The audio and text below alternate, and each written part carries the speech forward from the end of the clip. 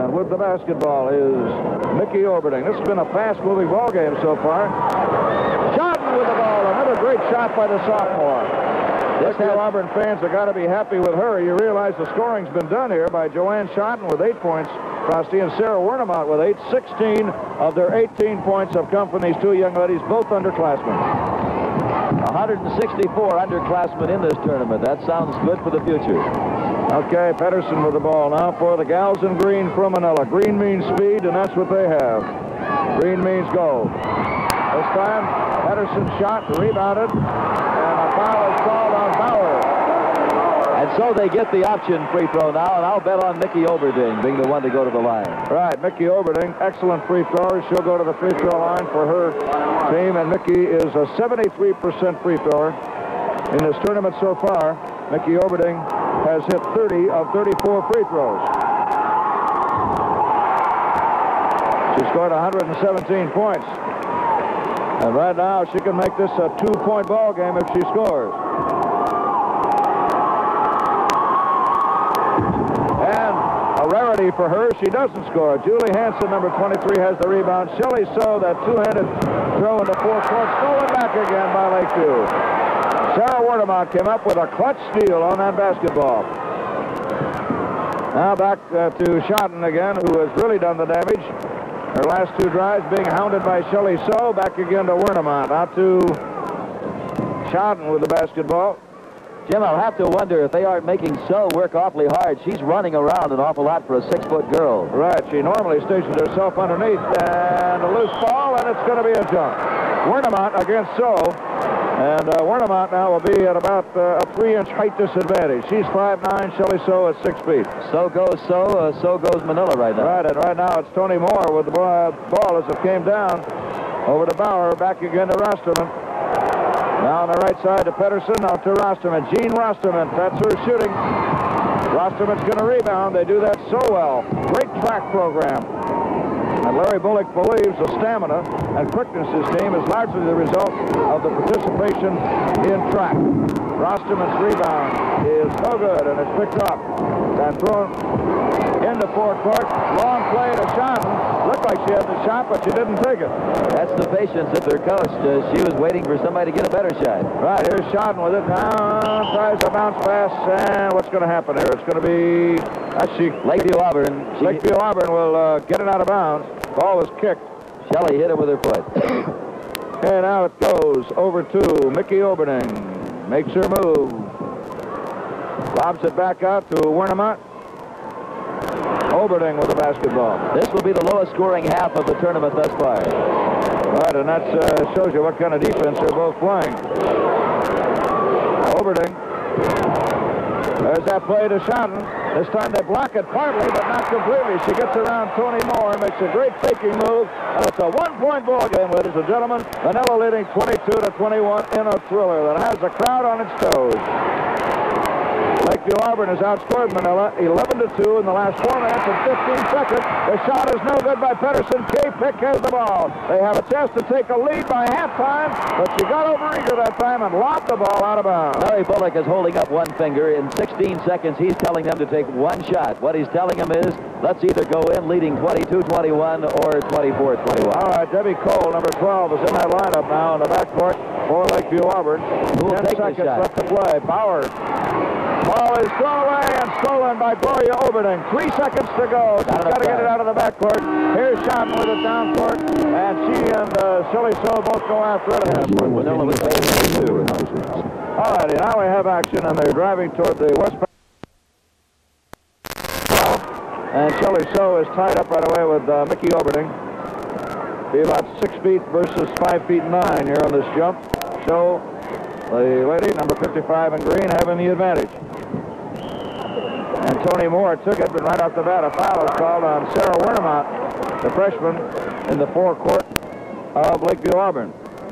So Sarah picks up number 1, and Shelley So will throw the ball into the north sideline here at Veterans Auditorium in Des Moines. Underneath, it goes to Pedersen, who did such a great job in the first half, and the ball is ripped away from her by Kay Peck. Long pass to Schotten. Back up to Mickey Oberding.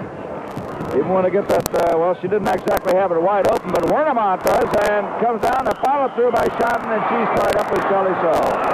Shelley So has good strength, along with a good jumping ability and the blessing of 6-foot size. They were seeing the two premier guards in the state right now against each other, Shelley So and Kay Peck. The two best 6-footers anyway, Jim. Right. These are the two biggest girls left in the tournament. Pick and So are both 6 foot tall. All right, Rosterman with the ball back over on the far side now to Pedersen. We have a 1-point ball game here, defensively played. Rosterman and her shot, they're getting just one, and it's Kay Pick. You guessed it, who got the rebound. While we're talking about out with the ball. While we're talking size, this tournament started with 18 girls over 6 feet tall. Last year's tournament had... Now the ball is thrown out of bounds. A shot tripped and fell. And Bud McRae is on his feet protesting that. He thinks there was contact out there. Tony Moore out to Julie Hansen. Bud thinks there's a reason she tripped. Right. That's exactly what he's trying to say. Here's Rosterman with the ball. Down the lane, back to Rosterman again, in and under, and that give and go play, a beauty. As Bauer connects with her 16th point of the night.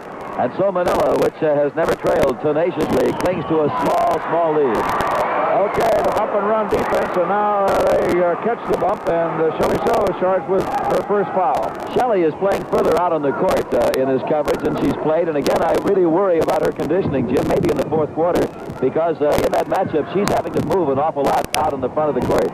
She's more a shot putter in track than a sprinter, but she's very active out there for a gal 6 feet tall, I'll tell you that, and doing a great job. She's guarding that pressure defense on Schotten. Back to Oberding underneath for Wernemont. Wernemont gets in there behind. And I guess that must be one of their tactics, is to pull her out on the floor, get her away from that basket area. 24-23, Manilla with a 1-point lead. Rosterman to Bauer. Pedersen to Rosterman to Bauer. They're ganging up on her when she gets in there, two-timing her. Rosterman now. Back to Pedersen again, to Rosterman, and now to Bauer. Spotted by Kay Pick along the line underneath Bauer, and it's a jump ball call.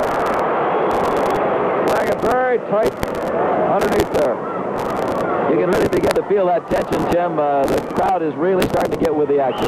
Bauer jumping against Debbie Cole, and now we have another jump ball. This is a game of chess out there, Frosty. Everybody making their moves very cautiously. And great chess players are these two coaches. 24-23 score. Lowest scoring game of the tournament so far between two excellent defensive teams. Still another jump ball is called. And it could be one of the lowest scoring championship games in a long time. Gloria Oberding now, number 20, will jump against Dean Rosterman. Who's going to get it now? Well, it's View-Auburn. Debbie Cole has it. Over to Kay Pick. Pick looks at the ball, and another jump ball. Jump ball number 4. We may never get out of this end of the court if they keep this up. And as the color camera shows you the knee guards of Rosterman at that time, you can tell she's been on the floor a lot of times. Her knee guards are even starting to wear through white on green. Okay, the tip down, out of bounds, and it will be Manilla in full court. Manilla. Dean Rosterman puts it in. And you can tell the Lakeview fans don't agree with that call. Over to Pedersen, back to Rosterman. Underneath to Bauer.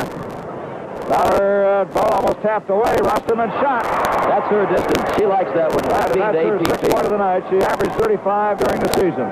View-Auburn down by 3, 26-23. Over to Mickey Oberding. Back again to Joanne Schotten.